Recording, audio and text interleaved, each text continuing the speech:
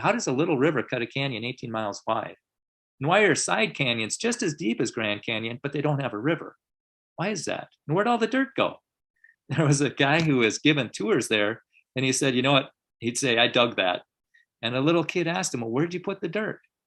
And he said that question haunted him the rest of his life. Where did that dirt go? 800 cubic miles of Grand Canyon sediment is gone. Not only that, 2,000 cubic miles of sediment that was above the Grand Canyon is gone. Calls the great denudation. And what caused that funnel? And there's barbed canyons, which are flowing the wrong way.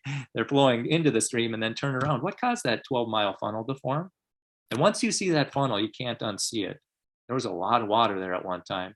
And how do you get potholes 3,300 feet above the river on a 2,000-foot cliff that's 4 miles away from the river? And just to give you a scale of that cliff, in the bottom left corner, that dot where it says house, that's a house. And that's a 2,000-foot cliff above it. And it points to where it is, and then it points to where that pothole is. How do you get water flowing that fast, that far away from the river? And how do you get this layer of this rock, quartzite rock that's 5 or 10 tons high? How do you get that lifted up into the sediment? We aren't going to have time to answer this question, but you can see that on Brian Nichols' video. Also, I do a talk called Grand Canyon Answers, where that we'll be able to talk about that. And why did the river flow through the Kiabab Plateau instead of around it? Why is that? Why did the river cut hard granite instead of softer sediment in the inner gorge?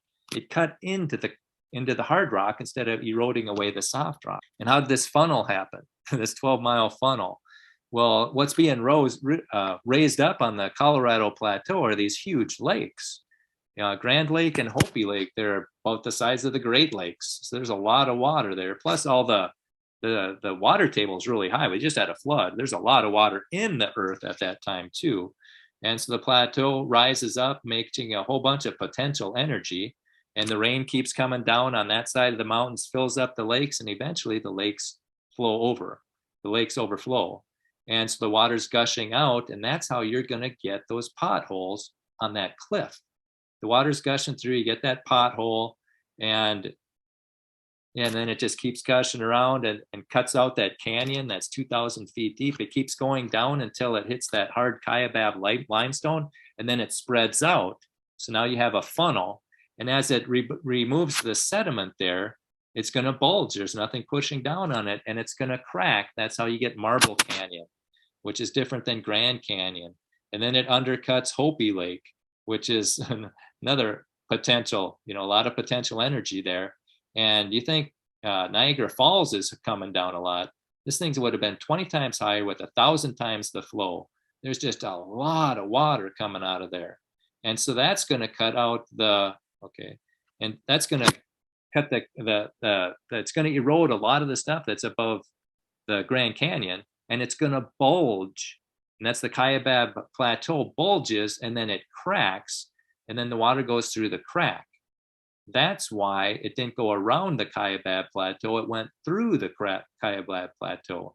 So those two boxes, that's where the key to Grand Canyon is bulging and cracking. It bulges because a whole bunch of sediment got washed away, and then it cracks, and that's where the river goes. It did that in Marble Canyon, and it did that in the inner gorge also. And so, and that's how you get Red Butte. I mean, Red Butte, all that stuff where the water is, that's 1,000 feet of sediment getting washed away, 2,000 cubic miles just here. And when you add the staircases and all that stuff, man, oh man, going up to Bryce and Zion, it's like 100,000 cubic miles that had to get washed away.